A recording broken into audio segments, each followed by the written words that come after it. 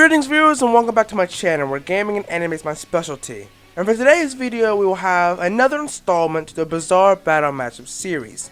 Today's battle will take place between the stand's High Priestess, which belongs to the stand user Midler, and the stand Earth, Wind, and Fire, which belongs to Mikitaka Hazikura. Now this battle will be a little bit interesting due to the bizarre, wink wink, ability of Earth, Wind, and Fire. Now what I mean by this is that during Diamond is Unbreakable, it was never confirmed whether Earth, Wind, and Fire was a stand ability or if it was just the alien powers that Mikitaka claimed to possess. But yeah, without further ado, let's get straight into it.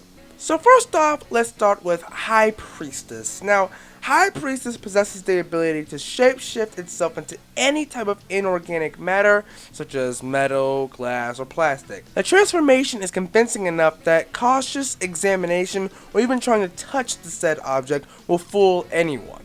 The stand itself is fairly small, however it can turn gigantic if it shapeshifts with a great amount of material, such as when it merges itself to the sea floor. But yeah, that's all for High Priestess. Now let's move on to Earth, Wind, and Fire. Earth, Wind, and Fire has the ability to shapeshift, which allows its user to transform into any object. While transforming, Mikitaka decomposes himself into a cluster of stripes of an unidentified substance, before recomposing himself into one or several objects of his choosing, replicating their appearance, weight, and texture. So yeah, that was a brief explanation on how Earth, Wind, and Fire works. So now, let's move on to which ability would be best to have in real life. If I was able to have one or the other of these two abilities, which would I pick?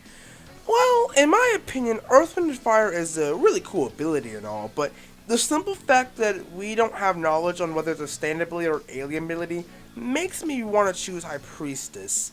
It's not a big reason, because it could be some alien ability and all, but if it was an alien ability, how would I possess it? Would it just be normal, like I'm a human with this power?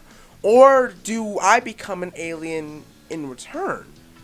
And how would it transfigure it onto me? Because if it is an alien ability, it must be like genetic or just how they're born. You know, kind of like how birds were born with flight and like fish are born with gills. You know, it's kind of how they were born with. But if it's a stand ability, it's cool and all, but even if it was a stand ability, I would still choose High Priestess. I like High Priestess's long range because I prefer long range type stands and abilities, and I'm not a big fan of integrated or bound stands like Earth, Wind, and Fire is. You know, nothing against them, they're really cool and all, but if I were to use it for myself, I would prefer something long range based or something humanoid, like Speed King, Killer Queen, White Snake. Something like that with some range on it, you know what I'm saying? But yeah, now let's move on to the battle of who would win in a fight. Now in the battle of High Priestess versus Earth, Wind, and Fire, who would win? Well, I think that this battle would depend on if Earth, Wind, and Fire really is a stand. I know I've used that to, you know, voice my opinion on the ability. It means a lot. If it's not a stand ability, then that will really affect the outcome of this battle.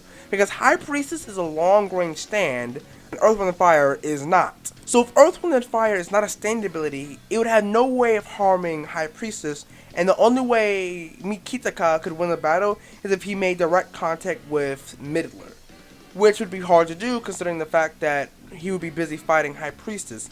Furthermore, if Mikitaka was to engage in combat with High Priestess, if he's not a stand user, which means if Earth, Wind, and Fire is not a stand ability, he would have no way of seeing High Priestess, and therefore he would have no way of attacking the stand.